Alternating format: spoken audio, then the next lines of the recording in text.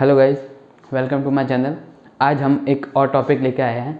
जैसा कि सबको पता है, बहुत हॉट टॉपिक चल रहा है अभी अफ़गानिस्तान में। जो तालिबान ने पूरा एक्वायर किया, वहाँ की गवर्नमेंट को हटा के जो कूप किया है। एक्चुअली इसको कूप नहीं बोलेंगे, कूप एक टाइप का सिविल वॉर मिलिट्री होती है। वो अगर एडमिनिस्ट्रेशन अपने हाथ में ले ले तो उसको कूप बोलते हैं। ये एक टेररिस्ट ऑर्गेनाइजेशन ने पूरा जो अफ़गानिस्तान की पूरी है ज़मीन और जो भी है एडमिनिस्ट्रेशन अपने हाथ में लिया। तो अभी क्या है कि ऐसे तो आप पूरे दिन न्यूज़ में देखते ही हो, अभी अपनी पूरी इंडिया की सारी मीडिया पे तालिबान और अफ़गानिस्तान के अलावा उनके पास कुछ है ही नहीं। लेकिन एज ए CSE एस्पिरेंट हमारे लिए उसमें से क्या इम्पोर्टेंट है और हमें किस हिसाब से उसको समझना है और किस हिसाब से अपने पास क्वेश्चन आएंगे एग्ज़ाम में, हमें वो चीज़ देखनी है। ठीक है, तो हम अभी वही चीज़ देखेंगे कि हमारे लिए क्या चीज़ कैसे क्या होती है। पूरी हिस्ट्री देखेंगे, तालिबान क्या है, कहाँ से आया, तालिबान से पहले क्या क्या ऐसी चीज़ें हिस्ट्री में हुई जिससे आया, ऐसी क्या कंडीशन वहाँ पे रही, फिर तालिबान ने कैसे आगे अपना एडमिनिस्ट्रेशन चलाया। अभी तो आपको पता है, रिसेंटली आज न्यूज़पेपर में था कि एक एयरपोर्ट पे उन्होंने बॉम्ब ब्लास्ट कर दिया जिसमें 100+ लोग मर गए, जिसमें 12+ लोग तो USA के ट्रूप्स भी थे और ये सारी चीज़ें तो हम पूरा देखेंगे। उससे पहले हम सबसे पहले समझेंगे तालिबान है क्या। तो तालिबान जो है, आज हम PPT से पढ़ रहे हैं स्लाइड्स के हिसाब से, ताकि क्या है कि थोड़ी फैक्चुअल इन्फॉर्मेशन भी अपने साथ रहे। आप उसको और भी इसको पॉज करके भी पढ़ सकते हो, देख सकते हो, तो इस हिसाब से थोड़ा कनेक्ट कर पाएंगे। जैसे फोटोज और वो सब हमने इसी हिसाब से डाले हुए हैं। तो सबसे पहले हम पढ़ेंगे तालिबान। तो सबसे पहली बात है कि तालिबान है क्या। ये एक सुन्नी फंडामेंटलिस्ट ऑर्गेनाइजेशन है। क्या है? सुन्नी फंडामेंटलिस्ट। जैसे भी आपको पता है कि दो होते हैं, एक होता है शिया और एक होती है सुन्नी। ये दो इस्लाम में जो चीज़ें होती है इनके डिवीजन है। उस हिसाब से जो सुन्नी फंडामेंटलिस्ट ऑर्गेनाइजेशन है वो तालिबान है। ठीक है, अब ये इन्वॉल्व है अफगान की पॉलिटिक्स में। अभी तो पूरे पॉलिटिक्स ही तालिबान की हो गई है, लेकिन इन्वॉल्व थे ये शुरू से। जब से ये बंदे 1944 में ये बना था, अभी हम देखेंगे क्यों बना, कैसे बना। तो जब से ये बना, ये अफगान की पॉलिटिक्स में इन्वॉल्व है। ठीक है, ठीक है। ये एक मिलिट्री ग्रुप है जो इंसर्जेंसी फैलाती है। जैसे हमारे नक्सलाइट जो होते हैं इंडिया में, आपने पता होगा छत्तीसगढ़ में बहुत अटैक होते हैं, मिलिटेंट ग्रुप होते हैं, जम्मू कश्मीर में। तो सेम ये एक मिलिटेंट ग्रुप है जो इंसर्जेंसी फैलाते हैं और इनका कुछ काम नहीं है। ये आर्म्स उठा लेंगे रिवॉल्यूशन के नाम पे और उसमें फिर सिविलियन को मारेंगे, वहाँ पे टेरर फैलाएंगे। तो ये एक इंसर्जेंसी है इनकी अपनी। ठीक है, उसके बाद देखेंगे कि ये क्या करते हैं। इन्होंने 3 क्वार्टर तक इस कंट्री को कंट्रोल भी किया था 1996 से 2001। अब ये देखो 1994 1994 में ये बना था और 1996 से 2001 तक ये उन्होंने एक्वायर की थी पूरी 3 क्वार्टर ऑफ द कंट्री। मतलब 3 क्वार्टर बहुत बड़ा भाग होता है, 3/4। उन्होंने इतना मतलब वहाँ पे उस टाइम भी उन्होंने अफगानिस्तान में कौन सा लॉ इम्पोज किया था? शरिया लॉ, जिसमें बहुत से रिस्ट्रिक्शन है। अभी हम शरिया लॉ पूरा डिटेल में नहीं पढ़ेंगे, आगे वो भी पढ़ेंगे कि क्या होता है कैसे होता है। लेकिन शरिया लॉ में क्या होता है, एक मुस्लिम लॉ है कि किस हिसाब से इस्लाम में चीज़ें चलती है। तो वो उस टाइम भी उन्होंने वहाँ पे अप्लाई किया था। वहाँ पे अभी ये आ गया, मतलब यहाँ पे ना तो डेमोक्रेसी होगी ना कॉन्स्टिट्यूशन होगा, कुछ नहीं। वही होगा जो राजा बोलेगा। राजा कौन? तालिबान का जो मेन लीडर है वो राजा है। ठीक है, यहाँ तक हमने देख लिया। अब ये कि भाई तालिबान के फाउंडर कौन थे। हर चीज़ के फाउंडर होते हैं, तो इसके भी फाउंडर है, वो है तालिबान के फाउंडर। ये है, आपने देख लो। वैसे शक्ल देखने लायक तो नहीं है, लेकिन फिर भी देख लो। ये है मुल्ला उमर ने तालिबान फाउंड किया था 1994 में। ठीक है, एक्चुअली तालिबान का जो मेन ये वर्ड है, इसका मेन है पश्तो, जिसका मतलब होता है स्टूडेंट्स। मतलब ये लोग अपने आप को स्टूडेंट्स बताते हैं कि हम स्टूडेंट्स हैं और रिवॉल्यूशन और अच्छी कंडीशन लाने के लिए हमने ये सारी चीज़ें की है, मिलिटेंट बने, इंसर्जेंसी कर रहे हैं। तो एक्चुअली पश्तो मीन्स स्टूडेंट होता है, जो एक्चुअल मीन होता है तालिबान का। ठीक है, तो और ये अपने आप को क्या कंसिडर करते हैं? Islamic Emirates Afghanistan. आपको पता है अभी उन्होंने अफगानिस्तान का नाम भी यही नाम रखा है, इस्लामिक एमिरेट अफगानिस्तान। ये अपने आप को यही कंसिडर करते हैं कि हम ये लोग हैं। वो नहीं है कि हाँ तालिबान, अलकायदा, ऐसा हमें मत बुलाओ। मतलब है, इनके ग्रुप का नाम तालिबान है, फिर भी ये अपने आप को यह सही है कंसिडर करते हैं। ठीक है, तो ये सारी चीज़ें हो गई। अब एक्चुअली जो ये था मुल्ला उमर, इसकी 2013 में ये तो मर गया। कोई इंसान होता है ना जो मरने के बाद भी दुख देते हैं, तो ये उन्हीं में से था।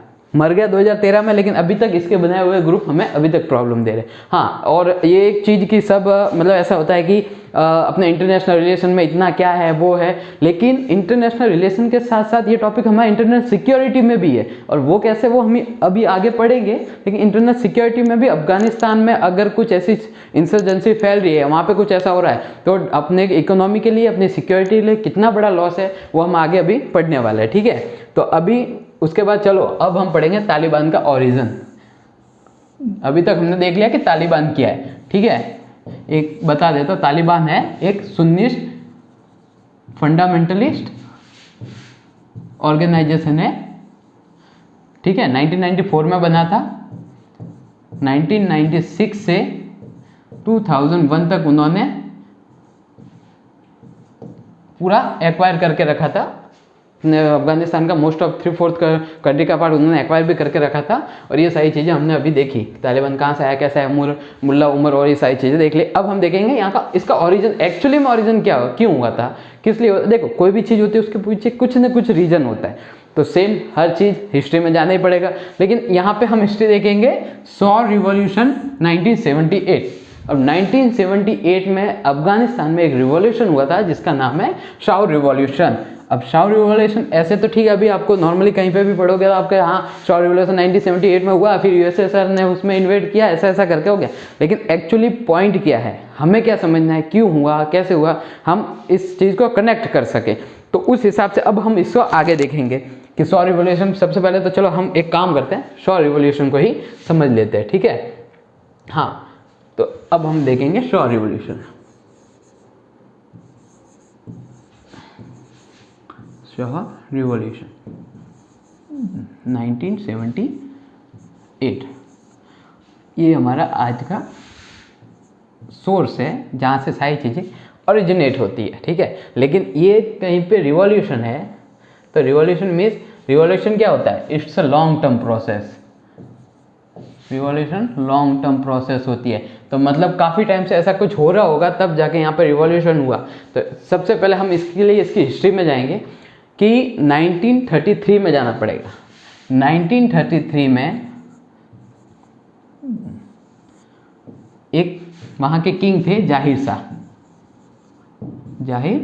शाह। इन्होंने क्या किया, वहाँ पे अफगानिस्तान में कॉन्स्टिट्यूशनल मोनार्की स्टेबलाइज की, ठीक है। अब एक बार मैं आपको ये थोड़ा वर्ड बता देता हूँ कि कॉन्स्टिट्यूशनल मोनार्की क्या होती है। जैसे कि अपने इंडिया में क्या है, अपने इंडिया में है कॉन्स्टिट्यूशनल रिपब्लिक है। कॉन्स्टिट्यूशनल रिपब्लिक मीन्स क्या है कि हमारा जो head of the state, president, सबसे ऊपर जो होता है head of the state, president, वो क्या होते हैं, पब्लिक चुनती है। इनडायरेक्टली इलेक्शन होते हैं, हम एमपी एमएलए को चुनते हैं, वो फिर प्रेसिडेंट को चुनते हैं। मतलब ये आम लोगों में से होते हैं जो हमारे वहाँ के सिटीजन हो गए, कोई भी जो एलिजिबल है, जो कंडीशन सर्टेन कंडीशन है उसके हिसाब से जो भी एलिजिबल है वो बन सकता है। मोनार्की में ये होता है कि राजा का बेटा ही राजा बनेगा। हायरार्की जो होती है वो है कि राजा का बेटा ही राजा बनेगा, मतलब जो हेड होगा, हेड ऑफ द स्टेट, वो एक फिक्स होगा कि हाँ वो फिर उसका बंदा, उस बंदे का बेटा, फिर उसका बेटा, ऐसे। तो लेकिन वहाँ का एडमिनिस्ट्रेशन किस हिसाब से चलेगा, कॉन्स्टिट्यूशन। ये अपनी तानाशाही डिक्टेटरशिप नहीं चला सकता, वो एक कॉन्स्टिट्यूशनली चलेगा। तो कॉन्स्टिट्यूशनल मोनार्की ये होती है, ठीक है। ये हमने देख लिया। फिर उसके बाद हम देखेंगे कि अब 1933 में जाहिर शाह तो आ गए भाई। अब 1933 में जाहिर शाह के आने के बाद आगे की क्या, ठीक है। इनके एक पीएम थे, पीएम यानी प्राइम मिनिस्टर। भाई उस टाइम भी प्राइम मिनिस्टर होते थे, क्योंकि एडमिनिस्ट्रेशन तो उस टाइम भी संभालना तो है ही। अब ये राजा है, कॉन्स्टिट्यूशन है, तो एक पीएम तो होगा, जिनका नाम था दाऊद खान। देखो इनडायरेक्टली ये जो दाऊद खान है, ये बंदा है पूरा का पूरा रिस्पॉन्सिबल सारे के सारी इंसर्जेंसी जो अफगानिस्तान में फैली है, जैसे भी सारी चीज़ें हुई वो सबके रिस्पॉन्सिबल ये भाई साहब है। चलो अब कैसे, मैं सबसे पहले आपको बताता हूँ कि 1933 में जाहिर शाह ने अपना पीएम अपॉइंट किया दाऊद खान को। दाऊद खान और उनका अच्छा सा चल रहा था। उस टाइम दो पार्टी थी अफगानिस्तान में, एक हो गया पीडीपी, दूसरा हो गया इस्लामिस्ट पार्टी, ठीक है। अब सबसे पहली बात कि दाऊद खान जैसे चलो 1947 में अपना इंडिया आज़ाद हुआ, इंडिपेंडेंस हुआ, पाकिस्तान सेपरेट हुआ, तो पाकिस्तान और अफ़गानिस्तान के बीच में एक बॉर्डर है जो ड्यूरेंट लाइन बोलते हैं जिसको, ठीक है। अब ये ड्यूरेंट लाइन कब आई थी वो एक अलग मैटर हो जाता है। जब ब्रिटिश और अफगान के बीच में सारी चीज़ें चली थी तब उस टाइम ये एक लाइन बनाई गई थी ब्रिटिश एम्पायर और अफगानिस्तान के बीच में। तो ये जो रेल लाइन, इसको परमानेंट बॉर्डर बना दिया पाकिस्तान और अफगानिस्तान के बीच में 1947 जब पाकिस्तान आज़ाद हुआ। तो ये चीज़ जब जाहिर शाह और दाऊद खान उनके पीएम, इन्होंने मिलकर क्या किया, उनको ये चीज़ पसंद नहीं, उनको और भी पाकिस्तान की थोड़ी टेरिटरी अपने अंदर रखनी थी। उसका रीज़न ये था कि अफगानिस्तान के, ये जैसे ये अफगानिस्तान है, ये अफगानिस्तान है और ये पाकिस्तान है, ठीक है, ये तो इनके ये वाले रीजन पे एक कम्युनिटी है पश्तून कम्युनिटी, आपने सुना ही होगा। पश्तून कम्युनिटी आधे से ज़्यादा यहाँ पाकिस्तान में रहती है और यहाँ अफगानिस्तान में। तो अफगानिस्तान जो जाहिर शाह और जो दाऊद खान थे, वो इस पूरी टेरिटरी जहाँ पे पश्तून रहते हैं वो अपने अंदर मिलाना चाहते थे कि भाई ये हमारे अंदर आ जाए, ये अफगानिस्तान में मिल जाए। इसके कारण इन्होंने, जो दाऊद खान है, उन्होंने क्या किया, सेपरेटिस्ट मूवमेंट, जैसे इंडिया में भी बहुत चलता है, खालिस्तान है, गोरखालैंड के लिए होते हैं, तो ऐसे सेपरेटिस्ट मूवमेंट होने लगे पाकिस्तान में। तो उन सेपरेटिस्ट मूवमेंट को सपोर्ट किसने किया, दाऊद खान और जाहिर शाह ने। लेकिन इसकी वजह से पाकिस्तान उनसे गुस्सा हो गया। अब भाई अगर आपके देश में कोई दूसरा इंसर्जेंसी चल रही है, उसको सपोर्ट कोई देश कर रहा है, तो आप तो उससे मतलब अपने सारे कनेक्शन तोड़ोगे ना। जैसे पाकिस्तान कश्मीर में इंसर्जेंसी फैलाता है, तो इंडिया क्या करता है, उनको सबक सिखाता है, और सिखाना भी चाहिए, वो है भी सिलाई। तो सेम चीज़ जो पाकिस्तान इंडिया के साथ करता है, वो चीज़ अफगानिस्तान पाकिस्तान के साथ कर रहा था। तो इस बात से पाक हो गया गुस्सा। और उन्होंने 1947 के बाद जब ऐसी सारी चीज़ें ओवर ज़्यादा होने लगी, तो पाकिस्तान ने अपने सारे ट्रेड और सारे रिश्ते अफगानिस्तान के साथ बंद कर दिया कि भाई अब हमें आपसे कोई लेना देना नहीं है, क्योंकि आप हमारे अंदर क्या कर रहे हो, सेपरेटिस्ट मूवमेंट को सपोर्ट कर रहे हो, हमारे कंट्री को डिवाइड करने की कोशिश कर रहे हो। तो पाकिस्तान ने ये चीज़ करी। अब अफगानिस्तान में ये चीज़ें तो होगी, अब वहाँ पे कॉन्स्टिट्यूशनल मोनार्की है, तो अब क्या खुद राजा अपने आप को कभी हटाएगा क्या, नहीं। उसने क्या किया, सारा ब्लेम डाल दिया दाऊद खान पे। दाऊद खान बेचारा, एक्चुअली वो पीएम था और कज़न भी था जाहिर शाह का। अब दाऊद खान को उन्होंने रिज़ाइन करवा दिया 1963 में कि बेटा दाऊद खान अब आप जाओ, आपका अब कुछ नहीं होने वाला, आपको अब जाना ही पड़ेगा, क्योंकि जितने भी प्रॉब्लम हुई है उन सब का जिम्मा अब आपको अपने सर लेना ही पड़ेगा, ठीक है। तो ये चीज़ यहाँ हो गई।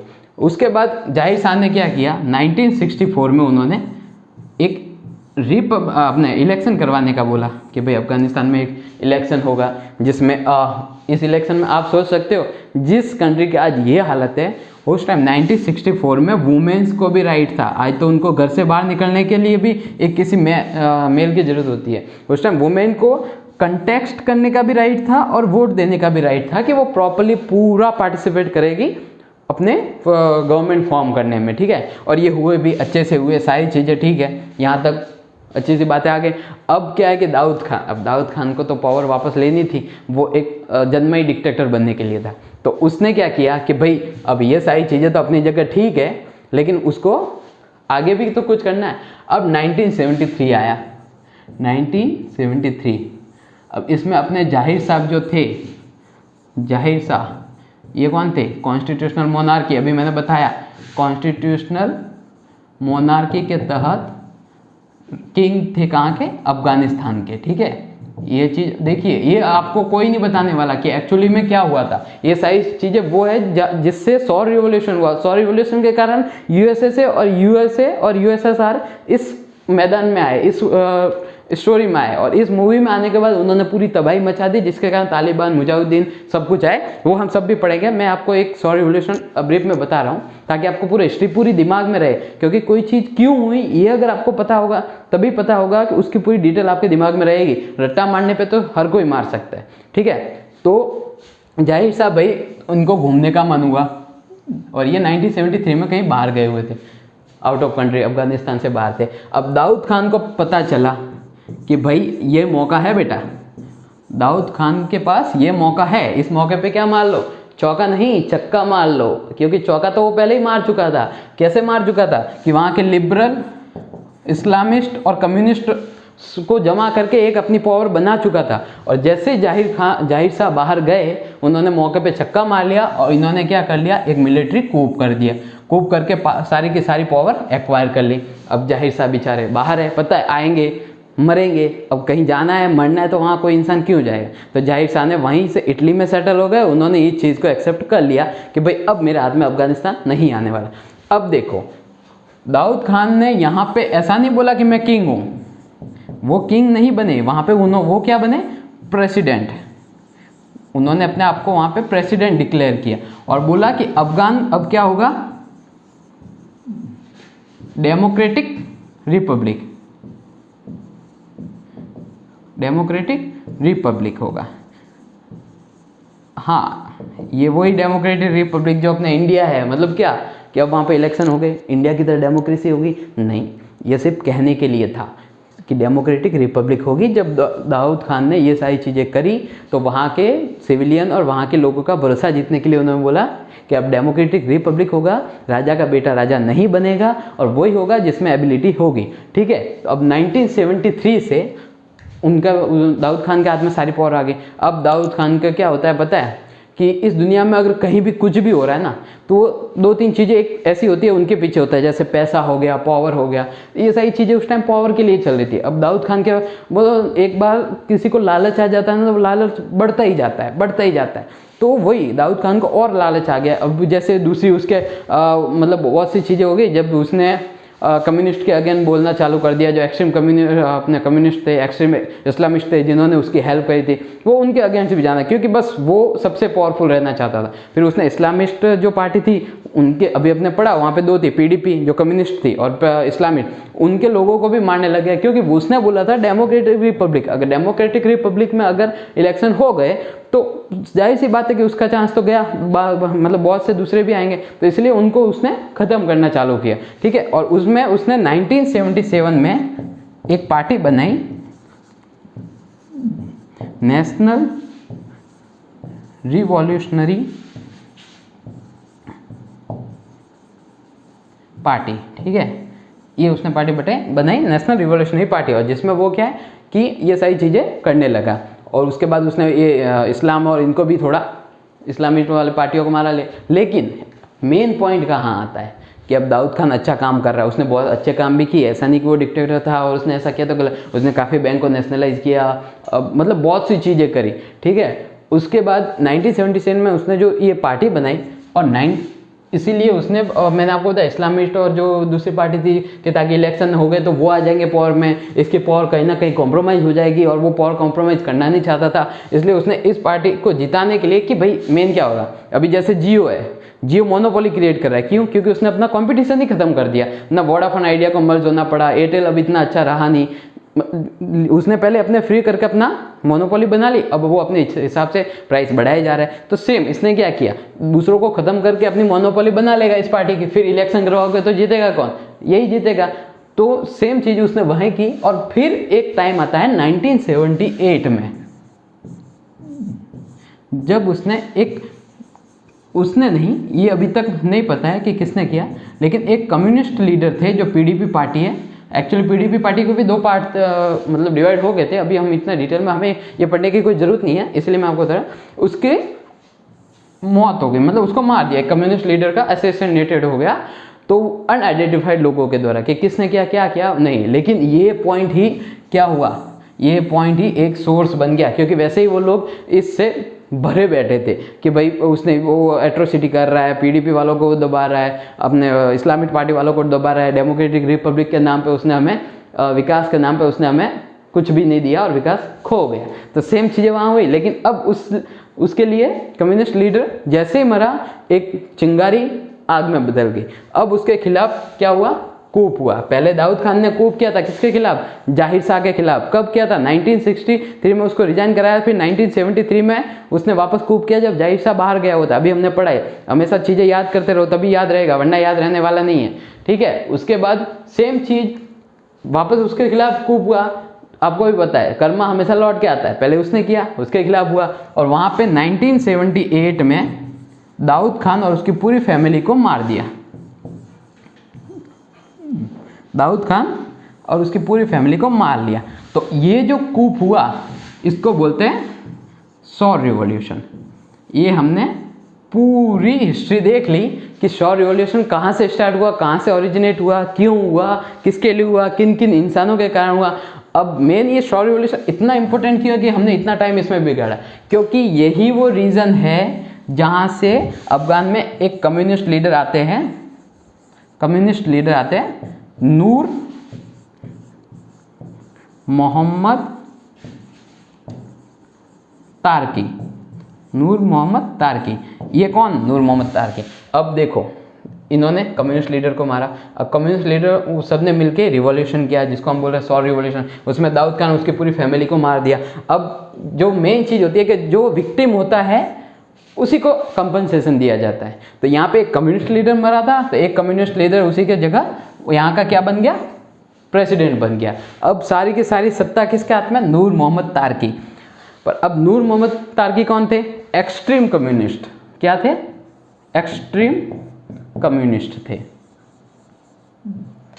अब उन्होंने, नूर मोहम्मद तारकी ने इतना डेवलपमेंट बहुत अच्छा किया, लेकिन उन्होंने क्या किया?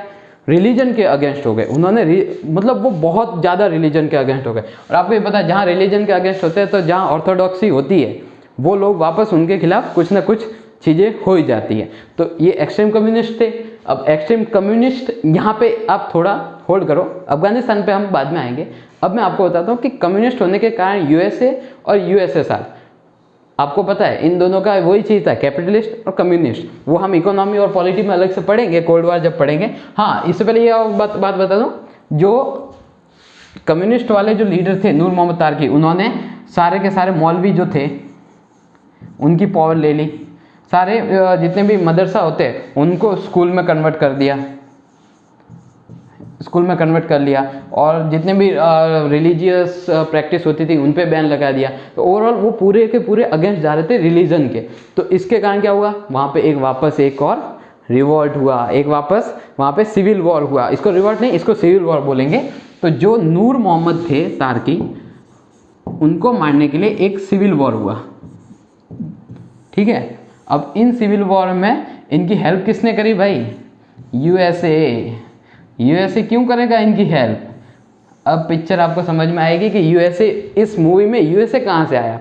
अब यूएसए यूँ करेगा क्योंकि ये थे कम्युनिस्ट पार्टी, कम्युनिस्ट पार्टी थी। कम्युनिज्म को सपोर्ट कोल्ड वॉर के टाइम कौन करता था? यूएसएसआर। ये आ गया दूसरे भाई साहब फील्ड में। अब यूएसएसआर इनको सपोर्ट करता था, यूएसए इनके अगेंस्ट थे। तो जो सिविल वॉर हुआ, उनको अगर सिविल वॉर मतलब यूएसए को लगेगा कि भाई अफगानिस्तान इतना स्ट्रेटेजिक लोकेशन है, पूरा सेंट्रल एशिया में एक्सेस मिल सकता है, अगर उस जगह को यूएसएसआर ले लेगा तो एक बहुत बड़ा नुकसान होगा। तो यूएसए ने वहाँ की सिविल वॉर को सपोर्ट करके नूर मोहम्मद तारकी को मार दिया। और नूर मोहम्मद तारकी का मर्डर एक बहुत अच्छी अपॉर्चुनिटी बन गई यूएसएसआर के लिए अफगानिस्तान में इन्वेड करने का। बहुत अच्छी, क्योंकि वहाँ यूएसएसआर का कम्युनिस्ट जो लीडर थे उनका डॉक्ट्रिन था कि अगर कोई भी कम्युनिस्ट गवर्नमेंट के खिलाफ करेगा या उनको कूप करने की कोशिश या उनको हटाने की कोशिश करेगा तो वहाँ पे यूएसएसआर इन्वेड करेगा। तो ये चीज़ें यहाँ पे यूएसएसआर को अपॉर्चुनिटी मिल गई। यूएसए ने तो अपना प्रभुत्व कैपिटलिज्म डालने के लिए यहाँ पे ये चीज़ किया। तो यूएसएसआर आगे भाई साहब फील्ड में इन्होंने इन्वेड कर लिया 1979 में। ठीक है, 1979 में इन्वेड कर दिया यूएसएसआर ने। ठीक है, अफगानिस्तान में। अब यूएसए देखते रह गए भाई साहब कि हमने तो सिर्फ इनको सिविल वॉर का करा था, यूएसएसआर ने पूरा इन्वेड कर दिया। अब ये यहाँ से यूएसएसआर 1979 से 9 साल तक यहाँ अंदर रहते हैं रसिया में। 9 साल तक ये यूएसएसआर यहाँ पे रहता है 1989 तक, मतलब 79 के एंडिंग में आए थे, 1989 में वो वापस जाता है। वापस भी क्यों जाता है? जब डिसइंटीग्रेशन होने लग जाता है यूएसएसआर का, वहाँ की इकोनॉमी और सब डाउनफॉल हो जाती है इस एक एक्सपेंडिचर के कारण। जैसे अभी आपको पता है यूएसए ने पुल आउट क्यों किया? क्योंकि यूएसए ने कम से कम 3 ट्रिलियन खर्च किया है। अपने एक साल की इंडिया की जीडीपी है 2.8 ट्रिलियन, उससे भी 0.2 ट्रिलियन ज़्यादा खर्च किया है। और पता नहीं कितने 6 लाख समथिंग या 6 मिलियन समथिंग उन्होंने यहाँ पे अपने ट्रूप गंवाए हैं। तो ये इतना खर्चा बिना किसी बात की, जो ज़मीन अपनी है ही नहीं वहाँ पे इतना कर रहे हैं। और वो सारा पैसा कहाँ से आता है? टैक्स पेयर का होता है। यूएसए गवर्नमेंट कहाँ से जनरेट करेगी? सारा का सारा पैसा कहाँ से आएगा? टैक्स पेयर का आएगा। इसीलिए वहाँ के लोग चाहते थे कि अब अफगानिस्तान से पुल आउट कर ले। इसीलिए यूएसए ने ये ट्रंप ने अमेरिकन जो प्रोटेक्शनिस्ट की पॉलिसी अपनाई कि अमेरिका फर्स्ट, हम सारी चीज़ों से अपने बाहर आ जाएंगे, हम ही सबसे पुल आउट कर लेंगे। तो जैसा वियतनाम में किया था यूएसए का, सेम टू सेम चीज़ें वहाँ पे इन्होंने यूएसए ने भी पुल आउट की। तो यही चीज़ यूएसएसआर के साथ हुई कि वहाँ की इकोनॉमी डाउनफॉल, और वैसे भी कम्युनिस्ट थे, मार्केट था नहीं, कैपिटलिज्म होता तो प्रॉफिट वाली बातें होती। ये सब हम वहाँ पढ़ेंगे। लेकिन ये करने के बाद फिर यहाँ पे जो यूएसएसआर था कम्युनिस्ट पार्टी, इसको इसके जो अगेंस्ट थे वो एक टेररिस्ट ग्रुप था मुजाहिदीन, वो सारी चीज़ें भी हम पढ़ेंगे। लेकिन ये पूरा चीज़ 100 रिवॉल्यूशन से यूएसएसआर और यूएसए कहाँ से फील्ड में आए, ये सारी चीज़ें हमने यहाँ देखी। अब अगले पार्ट में हम ये देखेंगे कि उनके आने के बाद कैसी चीज़ें चली, कैसे सीक्वेंस वाइज एक एक बातें बनी, कैसे तालिबान आया फील्ड में और अभी तालिबान ने क्या कुछ कर रखा है। तो थैंक यू सो मच, जुड़े रहिए, दूसरे पार्ट में आप बहुत इंटरेस्टिंग होने वाला है। Thank you.